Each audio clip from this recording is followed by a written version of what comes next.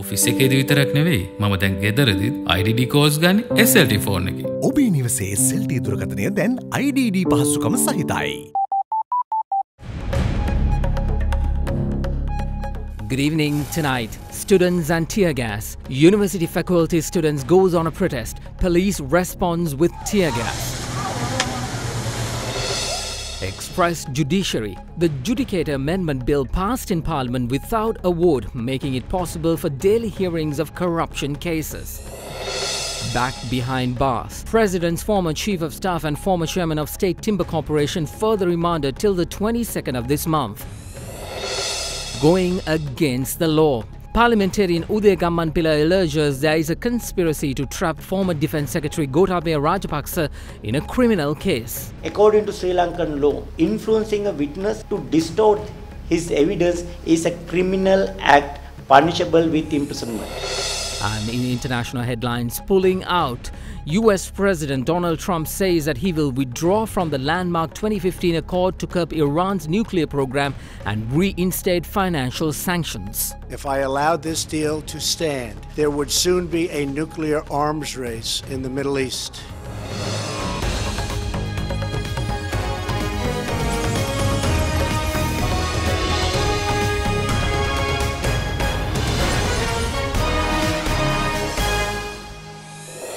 It's 9 o'clock on the dot. This is First and 9 on Other Derana 24/7, Sri Lanka's news channel. Hello everyone, I'm Mahesh Johnny. In an industry that's making losses all over the world, Emirates Airlines reported an annual net profit of $762 million today. Full details of that story coming up on our base segment later on in the show. But first, we begin here at home and with another protest. The police used tear gas and water cannons to disperse a joint protest march today organised by the Inter-University Students Federation, Medical Faculty Students Action Committee and the Inter-University Bhikkhu Federation.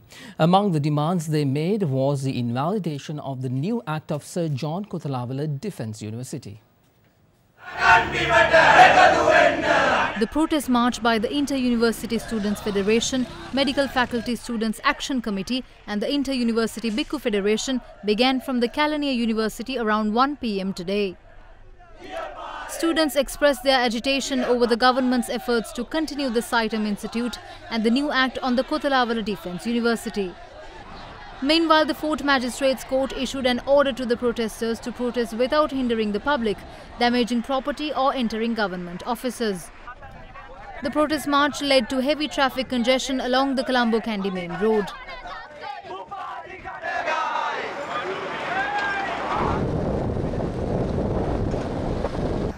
Police placed barricades on the road leading to the University Grants Commission from Ward Place.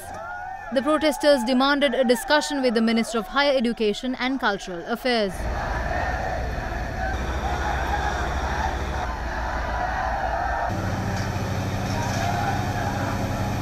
As the minister did not arrive for discussions in due time, the protesters attempt to move towards the University Grants Commission, disregarding police barriers put in place.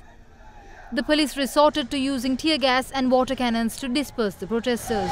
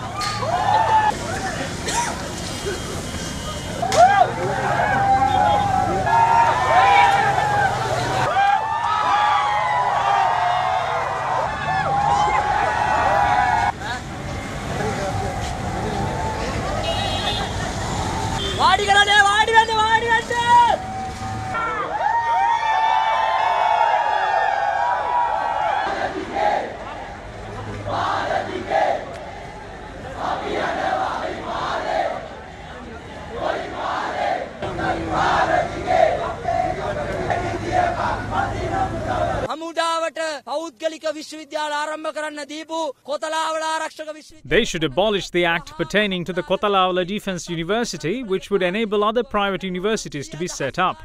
If your parliament is working towards passing this act, we are ready to surround the parliament. So tighten your security.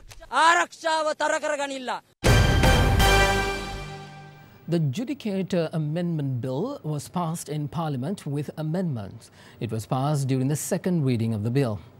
It seeks to set up permanent High Court ADMA in order to expedite the large number of pending cases in the country. Why are we against this? Especially in cases filed based on political vengeance? Prestigious lawyers who charge hundreds of thousands on a daily basis have volunteered to appear on behalf of parliamentarians free of charge. We are unable to sustain them with payment. If these cases are taken up daily, they will not be able to appear on behalf of these parliamentarians on a daily basis for a long time. Are you saying that these politicians are poor and they are unable to hire lawyers? What a joke is this? How can the tri-member committee decide as to which cases should be taken up first? As per this act, this court will function as a separate entity and other courts will function accordingly. Neither the Minister of Justice nor the government should think that we are against catching thieves. What did this government do? They caught thieves for 3 years. Who are the thieves that were caught? They are going to hand over that job to the courts. It's not the job of the courts to catch thieves. The day before yesterday, you said that the first case to be taken up in these courts will be the bond scam. Where is the accused? The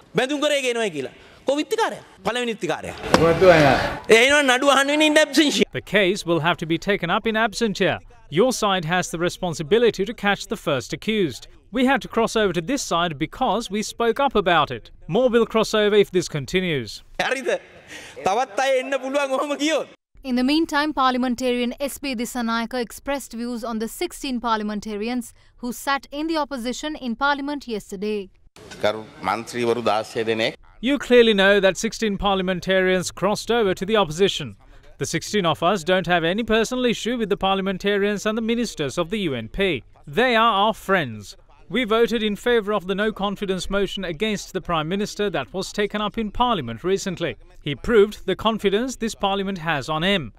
We have a duty to let them continue the government. We would like to tell everyone in the opposition that we are ready to hold hands with you in struggles for justice and move forward.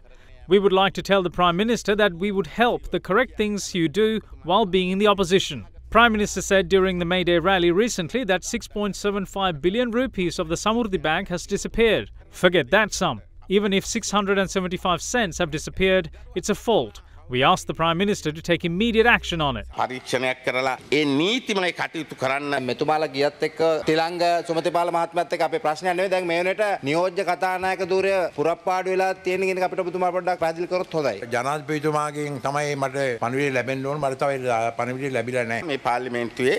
There were speakers and deputy speakers who are in opposition. Therefore, if Tilanga and our party want, he can continue to be the deputy speaker.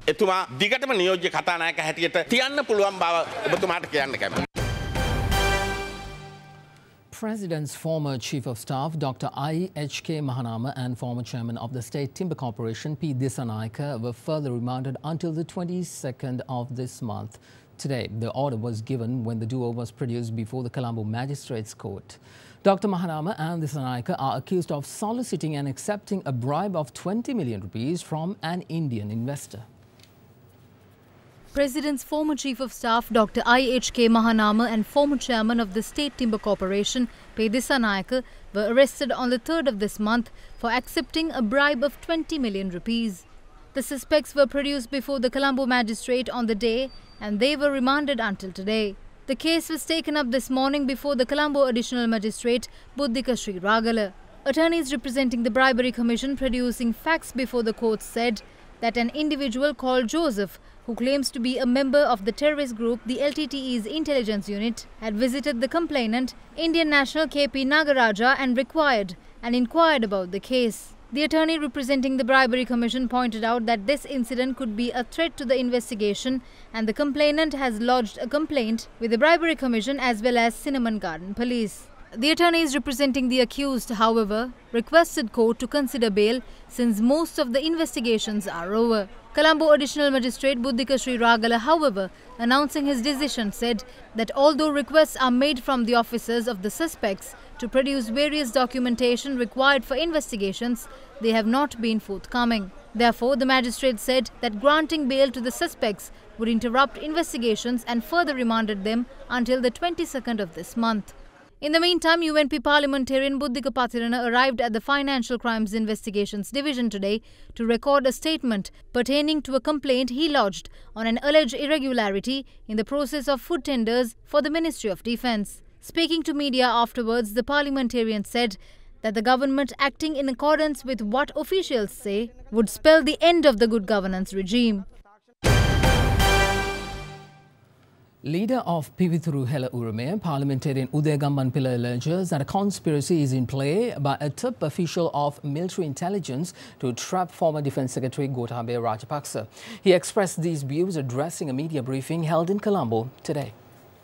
Further, I have a warning and a plea for the military leadership in the country. According to unofficial high military sources, military director of military intelligence has been advised by the top political leadership to force alleged suspects for abduction of Eknali Goda to make a confession to the police that they are the culprits and they have done it on the advice of former Defence Secretary Gotabaya Rajapaksa. This government is in a great fear that Gotabaya Rajapaksa would contest a forthcoming presidential election. So this government has been in a great attempt to destroy him politically, physically, to somehow stop him contesting the presidential election. So this is another step towards that. But according to Sri Lankan law, influencing a witness to distort his evidence is a criminal act punishable with imprisonment. Therefore, we urge them to not to fall onto this trap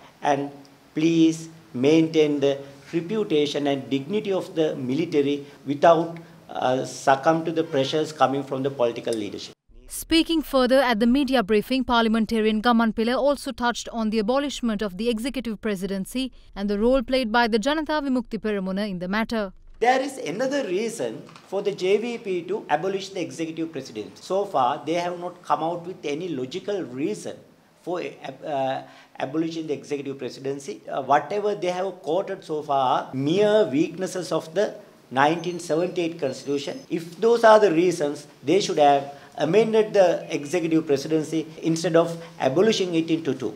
Now, what is this JVP's big gain by abolishing the executive presidency? But presidential elections, victory can be secured only by the two major parties, one of the two major parties. So people would not tend to vote for the JVP at presidential elections. If executive presidency is abolished, then they can get rid of their biggest political headache that's facing a presidential election. Deputy Minister of Science, Technology, Research, Skills Development and Vocational Training and Kandyan Heritage, Karunaratne Paranavitarana, today revealed that the government's decision to double the intake of all vocational training institutes under the ministry. The Deputy Minister made this remark today addressing a function organized by the Ceylon German Technical Training Institute, known as German Tech, where the Alumni Association of the United Arab Emirates donated a modern building management system to the institute. Honorable Dr. Sarath Amnugama has recently instructed all the heads of our departments and institutions under Vocational Training Ministry to enhance the capacity of student population. Double the increase of each and every institutions from this year onwards. As I discussed the matter with the director here, he said me it would be a possible goal. However, college needs kind of material support. So we had to decide the adjoining land to be amalgamated to German Tech recently. I am going to discuss that matter with Honorable Partli Champikaranamaka, who is undertaking the UDA. There are positive signals from this ministry also. We will get it expedited and get amalgamated the land soon. Releasing a communique on the labour force statistics for the year 2017, Director General of the Department of Census and Statistics, Dr. A.J. Satrasinghe, says that the estimated unemployment rate for 2017 has been 4.2%. The estimated economically active population is about 8.6 million in 2017, of which 63.4% are men and 36.6% are women. The survey results reveal that the overall labour force participation rate for 2017 is at 54.1%, and this is 74.5% and 36.6% for men and women respectively. The highest employment share is in service sector and the lowest employment share is for the agriculture sector. Also, the survey reveals that 67.5% of the employed population works more than 40 hours per week. Time now to take a look at other stories making news across Sri Lanka.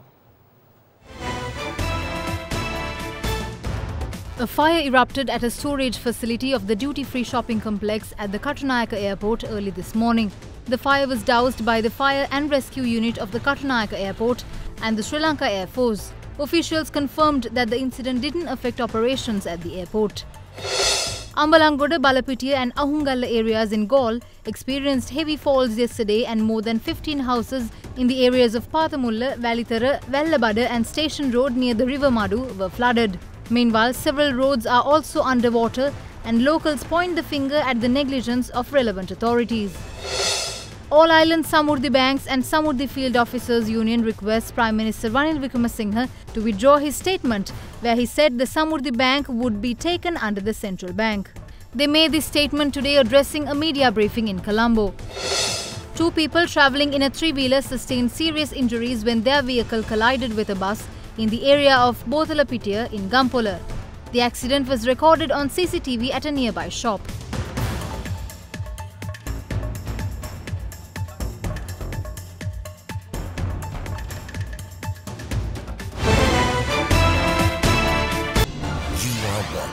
Sri Lanka's award-winning news channel, Other Derana 24/7.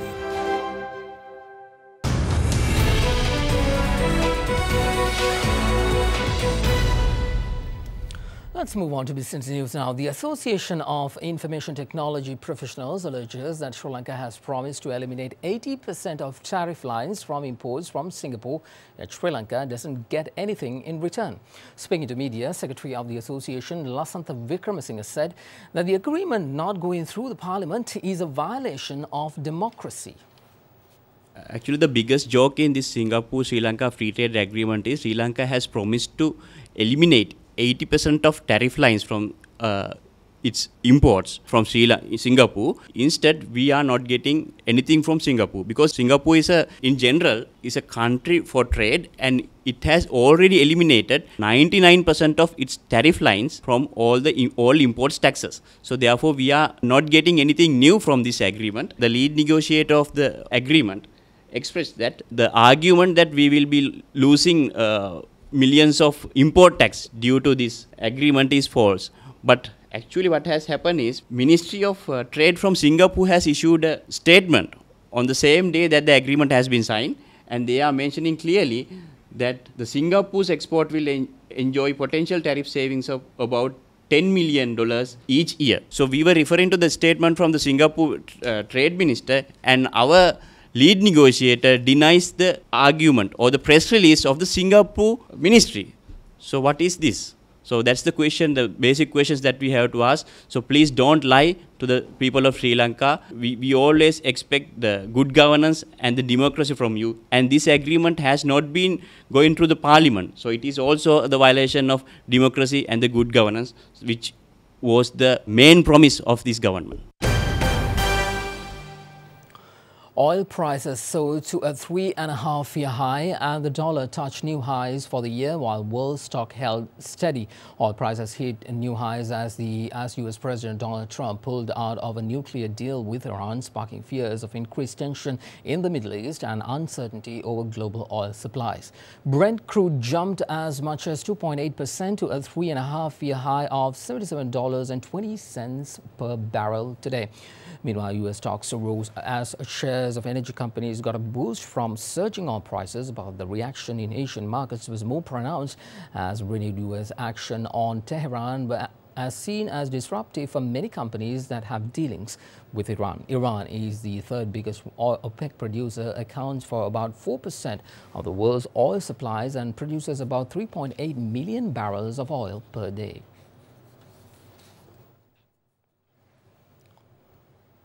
Well, Emirates Airlines reported an annual net profit of $762 million today, more than doubling what it made a year earlier as it carried more passengers and benefited from favorable currency exchange rates. The net profits from the financial year that ended on 31st of March jumped 124% compared to a profit of 1.3 billion dirhams a year ago.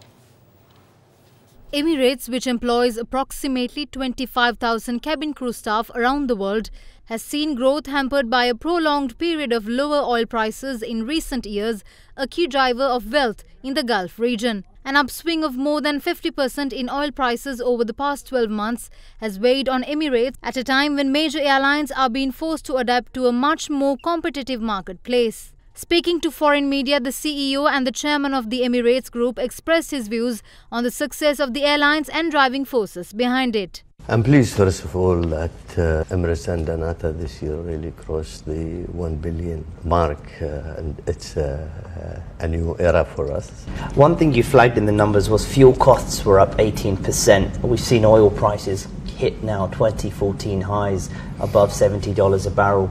What point do you begin to worry about the oil price here, and at what? We're not going to go to hedging as we speak today. That's an option. I think we dealt with the fuel prices over the years when it was at 140, above 140, all the way to 230.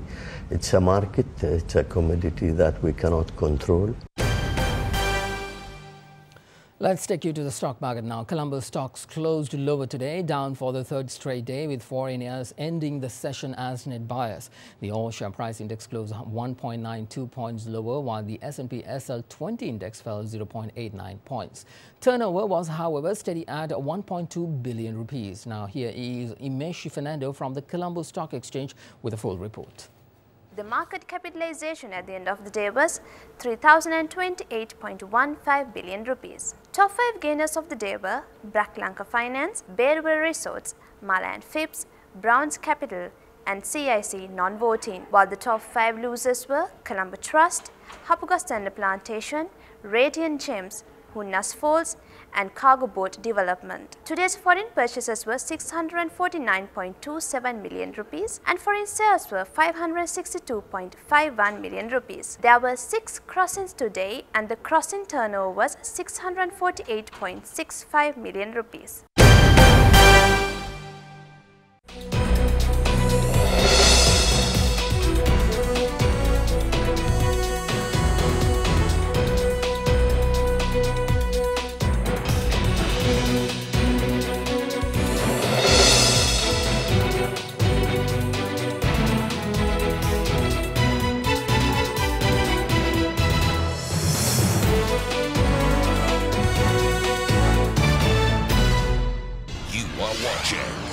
Sri Lanka's premier news channel, Other Derana 24/7.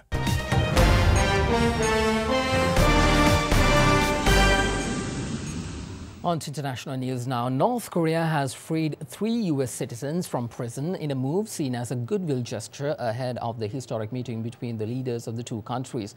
Announcing his diplomatic victory, U.S. President Donald Trump tweeted that the released prisoners were on their way back from North Korea along with Secretary of State Mike Pompeo. Secretary of State Mike Pompeo was in Pyongyang to arrange planned talks between U.S. President Donald Trump and North Korean leader Kim Jong-un, and the fate of detainees was a key factor in the build-up to the Trump-Kim meeting.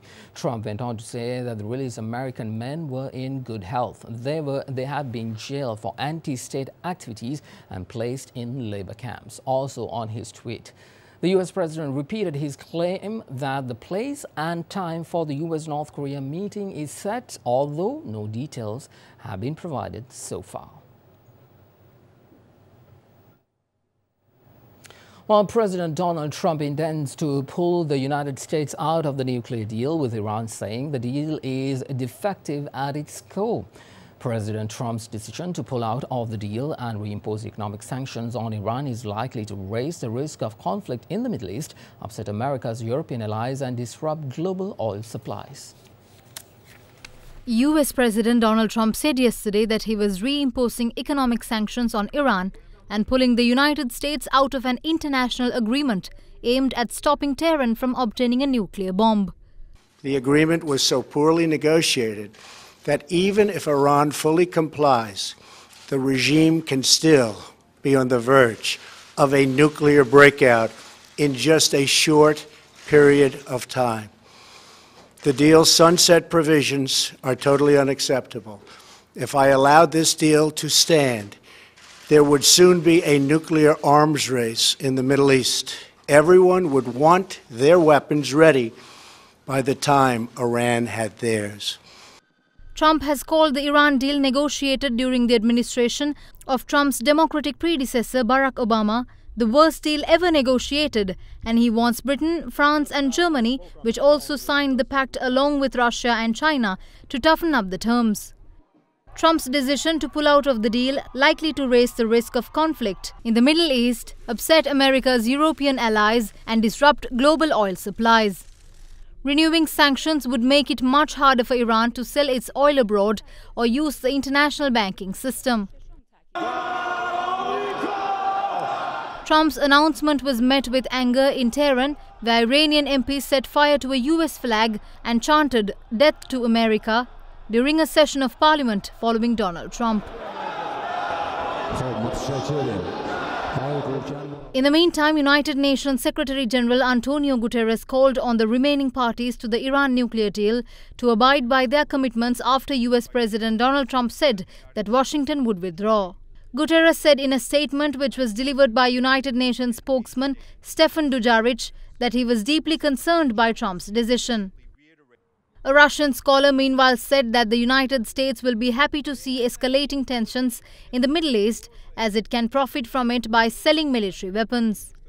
Director of the Center for Contemporary Iranian Studies, Rajab Safarov, made the remarks on Monday, a day before US President Donald Trump's announcement whether the United States will pull out of the landmark pact. France meanwhile said the Iranian nuclear deal is not dead.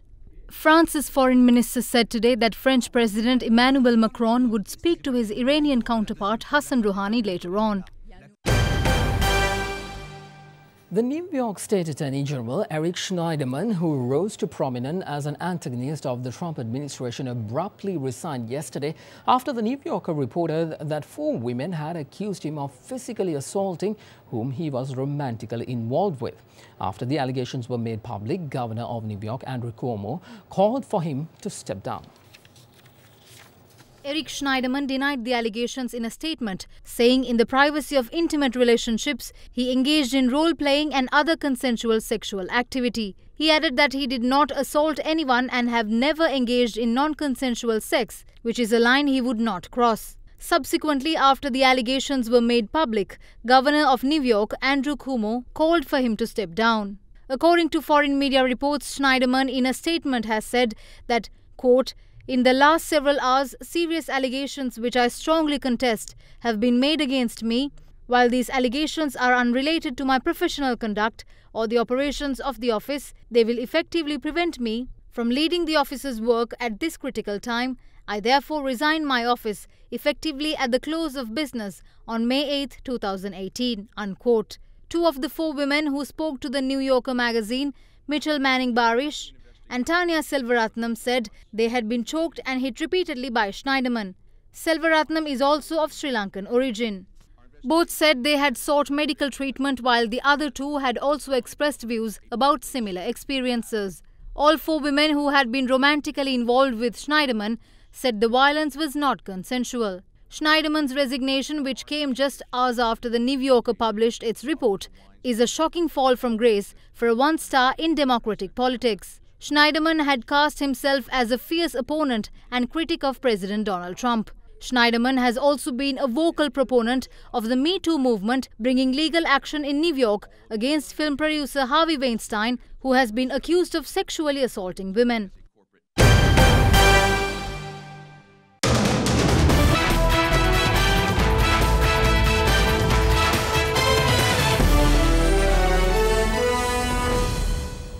Sports now. Rajasthan Royals surprised Kings 11 Punjab with a 15-run win as they locked horns at the Savai Man Singh Stadium in Jaipur, India. While languishing at the bottom of the table prior to this game, Rajasthan Royals have now moved to the 6th place, while Kings 11 Punjab remain in the 3rd position. Opting to bat first, Rajasthan Royals could only muster 158 for 8, despite host Butler's blazing 58 balls 82. Oh yes, oh that's beautiful. Straight up in the air, an opportunity for Kings 11. Is hit back over his head. In reply, Rajasthan, however, staged a strong fight back with the ball as it restricted Kings 11 Punjab to 143 for 7 in their 20 overs. KL Rahul's unbeaten 95, coming amid a surprising batting meltdown, went in vain as Rajasthan Royals emerged victorious with a 15-run win. Beautifully played. That is 6. Oh, has it got him? Yes. That's in the gap. That's struck fiercely. Slow ball, well played. He's going to get 4. Hit powerfully off the front foot. And that will be another 50. Doesn't hit it well, but gets it in the gap for 4. Beautifully bowled. Very well bowled by Jaidev Unadkat. Just over mid-off, he played a couple of shots on that occasion. Another one to end the finish. Not out on a 95, carrying his bat again, but... Well, Shanla is here with the weather.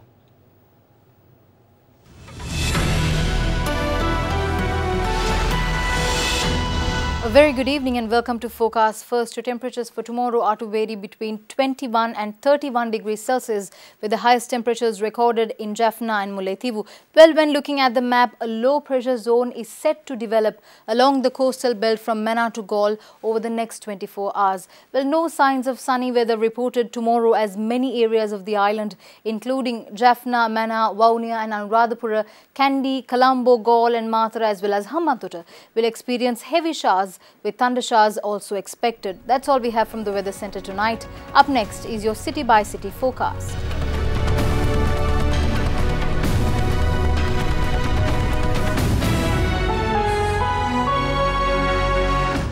And that is a part of your world tonight right here on Ada Derana 24/7, Sri Lanka's news channel.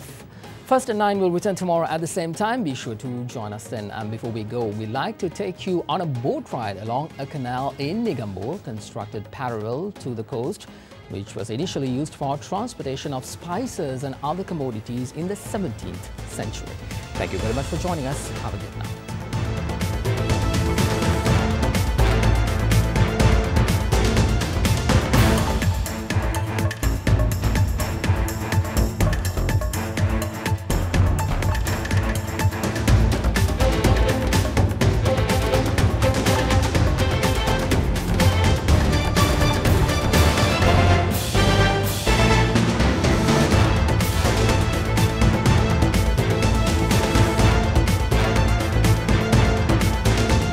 Bringing you the news and information 24 hours a day. This is Sri Lanka's premier news channel, Ada Derana 24/7.